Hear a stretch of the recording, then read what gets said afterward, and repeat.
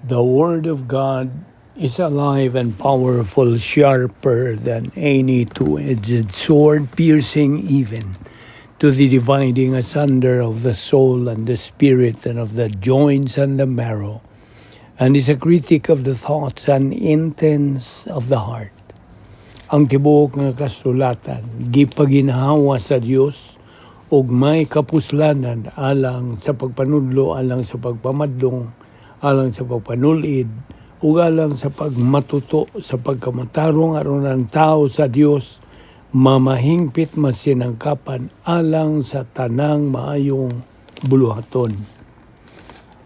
Ang kahulugan sa imong mga pagtulon na naghatag og kahayag ug naghatag og salabutan sa mga walay kahibalo. Every word of God is pure. He is a shield unto them that put their trust in Him. Welcome na usab kaninyong mga subscribers sa atong pagtuon sa pulong sa Dios. Adlaw-adlaw na to kining ginabuhat ubos sa Vic Balbido Evangelistic Ministry, o karong adlaw magapadayon kita sa pagtuon nining tun-alan kagiuluhan, the Doctrine of Logistical Grace. Okay. Dili ta maglangan. Mangandam tas tong kaugalingon atong hawason ang tanan tong mga salang nabuhat nining adlaw pinagi sa paghingala niini, pagsugid niining tanan ngadto sa tubangan sa Dios nga Amahan aron kita mapunan sa Espiritu Santo. We will be filled by God, the Holy Spirit, o nga kita mahibalik sa atong pagkigambitay sa Dios, fellowship with God. O mandam na sa kita sa pagtuon sa pulong sa Dios. Kapanalan kanimo dili pa magtotoo, it is faith alone in Christ alone. Tumuo ka lang kung ikaw maluwas. Okay, padayon ta sa atong gibiyaan kagahapon. Og nag-isgot minta kagahapon nga dunay gitawag og popular buzzword karong mga adlaw nga nag-ingon nga ako espirituhanon. Mapan sa tinuod wala gyud sila alamag unsaon to how to go about it to be spiritually kanang filled or to be spiritual. Okay? To be really spiritual. Wag sila alam. They have no clue how to differentiate spirituality with morality. So mo kana ang tinuod yung hulagway ni mga adlaw. Unya na ay mga gitawag natong Eastern religions. Kini kong Eastern religion sama kini sila yoga, psychotherapy, ug uban pa. Now, timani nga ang usa ka magtotoo nga wala gayoy alamag bahin sa grasya, who does not know grace, does not know what Christianity is. Karong mga adlaw, there are a lot of false shepherds na bihandagana. God's word describes them as thieves and robbers, mga kawatan, mga tulisan. Now, ang usa ka magtutuo kansang huna-huna kanang kabhang but pasabot a believer's mind without doctrine kini puno ra gyud ni sa mga basura. It's filled with garbage. Now which comes out are also garbage. Mao nang Operation Gigo. Garbage in, garbage out. You see? So, mayroong danon gayon ang kamaturan, mamasayran. See? Okay, matuta karon sa libro ni Juan, Kapitulo 10, versikulo 16. And other sheep I have, which are not of this fold, them also I must bring, and they shall hear my voice, and there shall be one fold and one shepherd. Kining other sheep dinhi mao kini ang mga magtutuo dinhi sa katuigan sa simbahan. ug kining gaingon nga which are not of this fold, kining fold dining gisgutan mao kini ang matuod nga Israel. Okay?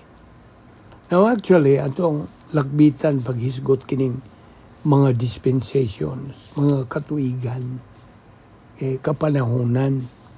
Ang naguna ni Gentile. Ikaduha, national. Kini kong Gentile dispensation is the national Israel. Okay? Ang ikaduha, the dispensation of the hypostatic union ni Ginoong Jesucristo. Gikan siyang pagkatao, from birth of Christ, hangtod sa iyang pagsaka na dito sa langit on the day of Pentecost. O nakana sa kasaysayan diya sa mga buhat, Kapitulo 1, bahin sa pagtuon sa kinabuhi ni Ginoong Jesucristo. Unya, ang sunod nga age mo na kining atong katuigan karon, katuigan sa simbahan, gikan sa Pentecost ngadto sa adlaw sa Dios, the day nga ang Dios mubalik. The day the Lord returns for us, alang kanato nga gitawag kini og exit resurrection, the return of the church. Ikalima mao ang tribulation to the promised second advent, ikaduhang pagbalik ni Ginoong Jesucristo. Yang sunod ang millennium. Unsa man ang millennium? From the point of the second advent hangtod sa katapusang paghukom, the resurrection of all unbelievers didto sa great white throne judgment, and at that point Christ initiates the eternal state. Adto ta karon sa Acts 18 verse 9. Then spake the Lord to Paul in the night. Verse 10, for I am with thee, and no, etc., etc. Niya dokso ta sa Episode 3:6, that the Gentiles should be fellow heirs and of the same body, and partakers of his promise in Christ by the gospel. Now, verse 17 sa John 10, therefore doth my Father love me. Okay? John 10:22, luksota. And it was, and then 23, and Jesus walked in the temple in Solomon's porch. Mo kini panahon na ang Feast of the Hanukkah, Festival of Lights. And then you have the Seleucid ruler. Kini is a descendant of an army, a madman. Naginganlan og Antiochus. Okay. Ning tungora, atong lakbitan sa paghisgot kining bahig mga atheist. Ang atheist, God, atong hisgutan, ang unsa ilang gituuhan. Ang atheist nga pulong, gikan mo ni sa original nga atheos, Grigo. Meaning wa. Theos, Diyos. So why Diyos? Di sila mo tuog Diyos. Karon, unsa may ilang gituuhan. Ang naguna niini. Okay, paminaw. Atheism is never satisfied. He has no answers to the big questions. Why are we here? Or what's the purpose of all this? Ikaduha, atheism is contrary to the normal witness of man's nature and of history. Number 3, the atheist is full of fear. Puno kini siya kahadlok that he is on the wrong side of history and logic. So karon, unsa man nimo, unsa may mong buhaton ngadto ni ining atheist? What do you do with an atheist? Okay, ipresentar ang mga pruiba pangatarunga o kanang kamatuoran nga naay Dios. There are proofs of the existence of God. Number one, okay? Nga atong ipresentar nga to kanila. Number one, God exists as first cause. Unang hinungdan.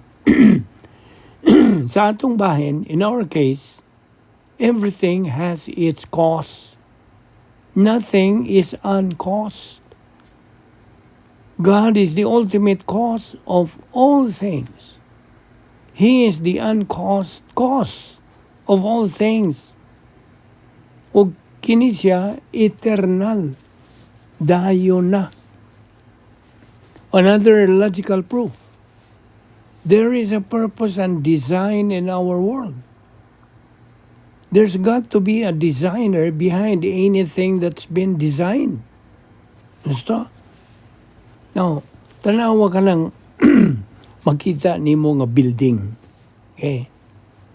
Ay, dakong building. An architect had designed this. Gusto? O si Ginoong Jesucristo is the designer and builder of the universe. Niya pag yun. Another logical proof. You and I, kitang mga kaliwatan sa tao, have an innate moral consciousness which comes from a higher being who set certain standards. Okay? And then, the fourth one, that is an offshoot of the third one.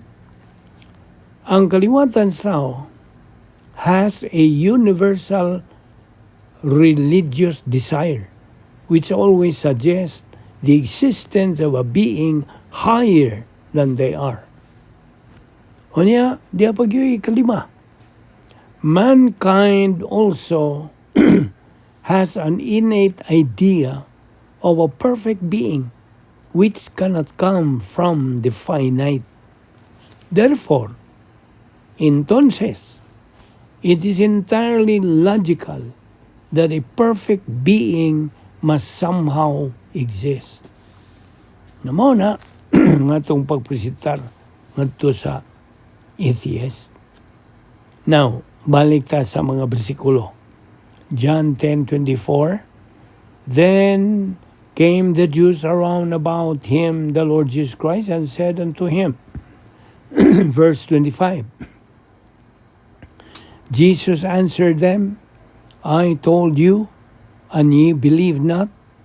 The works that I do in my Father's name, they bear witness of me. Verse 26, but ye believe not, because ye are not of my sheep, as I said unto you. Look so sa verse 28, and I give unto them eternal life. See? Mo na gisulting gid sa Kristo. Iya silang atagan o kinabuhing walay katapusan. What do you mean by eternal life, by the way? Unsa may bot pasabot? Okay. John 10:28 again is the most important verse for all believers. Ngano? Nagisgot og eternal life. Unsa gyud ang eternal life? It is paminaw. It is a life that never ends with God in heaven. That's the only real security. Nakadungog ka, maura ka na ang bugtong seguridad, kasiguruhan. O ang pag-angko niini, it's impossible to lose it. Imposible nga matangtang ka na, gikan kanimo. Kaya na diya nimo. You see, believers will never ever lose it once they receive it. Dili Indian giver ang Diyos. Dili niya bawion, dili na bakwion. Sana iyang saad, iyang ginang tumanon. God keeps His word. Dili na siya Diyos, kung dili siya mutuman niya na. Mao ka na ang iyang essence, mao ka na ang iyang kinaiya. Now, ang imong pag-angkon niining kinabuhi walay katapusan, kini na hitabo in one moment in time of your life. Ang Diyos can never let go a believer. Di niya buhian, di na niya kanang wadon, even if that believer is a spiritual failure, bisan pag ma-reversionist na siya, kay lahi man ang imong kinabuhi na kaysa imong pagtuo ni Ginoong Kristo. You see? To believe in Christ is one thing, but to live a life nga imo ng pagkinabuhi is another thing. You see? So, kung tinuray ni mong gidawat, gituuhan si Kristo, mausab na ng imong kinabuhi. Mao ka na ang tinuod yung mahitabo. Kung tinuray, underline that word, tinuray. Na Romans 5:1, sa gisulti, therefore, being justified by faith, we have peace with God through our Lord Jesus Christ.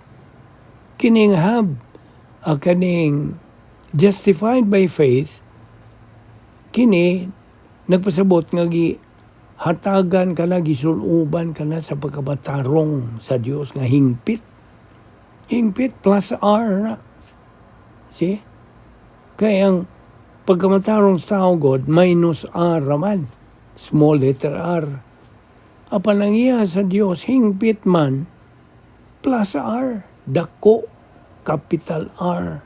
Perfect righteousness, justified by faith. Tungod sa mong pagtuo. Nagkaroon kining have peace with God, kini nagpasabot nga ikaw napasig-uli na ngadto sa Dios. Kaya nahimulag mga tao. So, pagkamaluwas, nahimulag mga kagikan sa Dios. See? You are reconciled to God by His perfect righteousness. Mo ina balik nimo, hiusan na nimo balik ngadto sa Dios. Reconciled to God. That is part of eternal security. Ayaw ka na kanang kalimti. So, unya versikulo 2, by whom also we have access by faith into this grace, wherein we stand and rejoice in hope of the glory of God. Kaya ang kaluwasan, paminaw. Ikaw nga, nagpaminaw karon. Ang kaluwasan ko, buhat mini sa Dios. So kay buhat man sa Dios, dili na ka na mawagtang. Salvation is the work of God, so it cannot be lost. So, adto ta sa Roma 5, versikulo 1 ug 2. This justification and reconciliation ana ay gitawag og never-ending result. How can anything that God does be negated? Wala. Kaya sa Ginoong Jesucristo, mo imituman ni ining musunod dito sa cross. Iyang gituman ang justification, ang pagmatarong nimo, reconciliation, ang imong pagpasig-uli ngadto sa Dios, propitiation, ang pagtagbaw sa Dios, sa gibuhat ni Kristo dito sa cross, o redemption, ang pagtubos kanato ni Ginoong Kristo. So by the above accomplishments, we can never be lost. We can always be united with God. We have peace with God.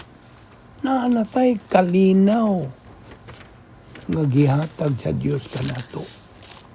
We can never lose the peace treaty that has been signed, gipirmahan, pinagi sa unsa, substitutionary death ni Ginoong Jesucristo dito sa cross. Gipulihan ta niya, oy. Bisan pagkanang maong magtutuong goes into reversionism, he still retains God's perfect righteousness. Di na matangtang. You see? That is the eternal security of being firmly held by God's hand. Firmly. Ligon. Kuptan lang yung sa kamot sa Diyos. Ug ang Diyos can never let go. Ano gitawag og grasya. God's gift to me, received by faith, available to everyone, comes through Christ, extended for all eternity. Now, how will your worldly possessions last as compared to rewards in eternity? Be?